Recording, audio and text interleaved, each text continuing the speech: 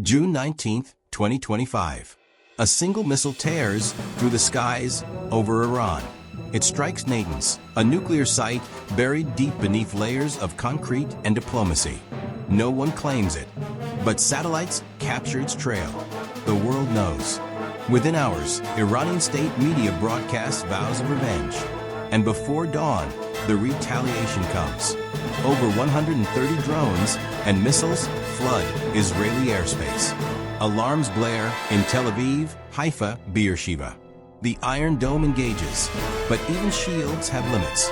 Explosions rock the skyline. Fires rage through the night. Civilians shelter underground. Markets close. Mobile networks collapse. Newsrooms worldwide scramble for confirmation. But the war has already begun. Not with a declaration, not with a vote, just a spark in the shadows of a long brewing storm. In Washington, a press conference begins. We urge restraint, says the president. But 9,000 kilometers away, Israel isn't waiting. At 2:37 a.m. local time, it launches a precision strike. Jericho missiles, deep penetrating and fast, pierce Iranian soil, and Tehran shakes. The target, Iran's Revolutionary Guard HQ. The message, this is not just a response. Iran declares full military mobilization. Conscription orders go out. Internet blackouts follow. On the streets, millions chant, "Death to Zionism, death to America." But the war is no longer just about Iran and Israel. Hezbollah opens fire from Lebanon. Missiles rain from Gaza. U.S. military bases in the region raise their alert to DEFCON 2. A region once divided by religion and politics is now united by fire. The Kremlin holds a midnight call with Beijing. Both issue statements condemning Israel. Moscow accuses the West of provoking war. Beijing warns, escalation will not be tolerated.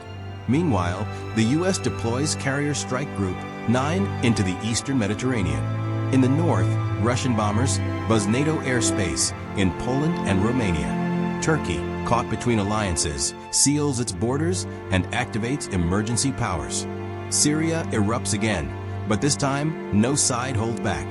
Hezbollah Iranian forces and Syrian loyalists clash, with Israeli jets and ground strikes. Civilian casualties climb. Egypt declares martial law. Jordan mobilizes. Iraq threatens to shut down U.S. logistics. The region is spiraling.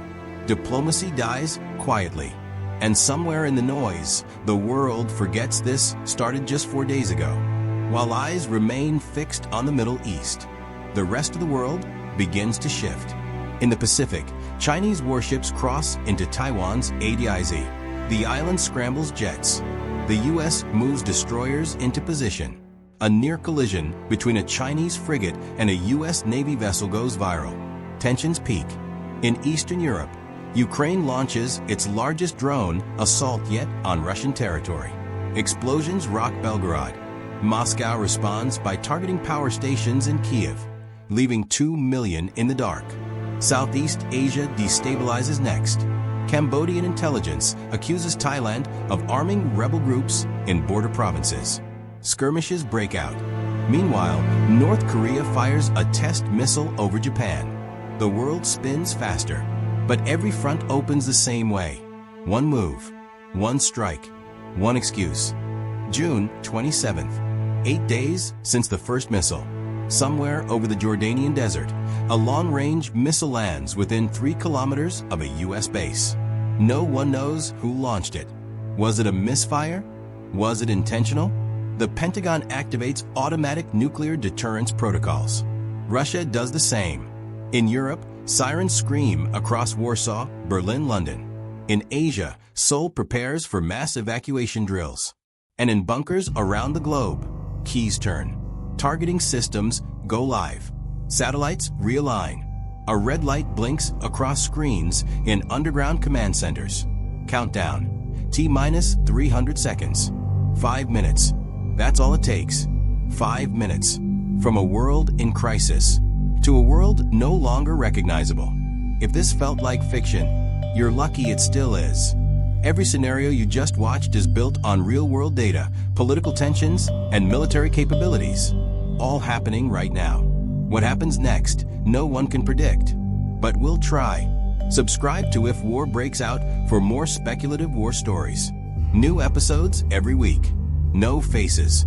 No filters. Just possibilities that feel a little too real.